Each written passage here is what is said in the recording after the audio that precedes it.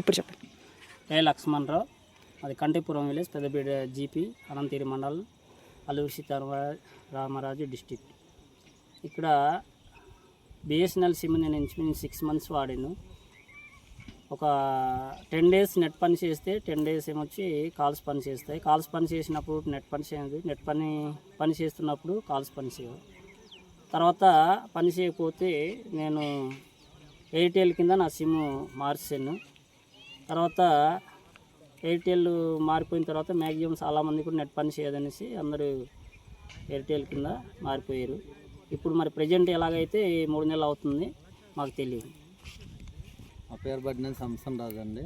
మా కంటిపురం విలేజ్, పెద్దబిడ్డ పంచాయతీ, అనంతగిరి మండలం, అల్లూరు జిల్లా వస్తుంది.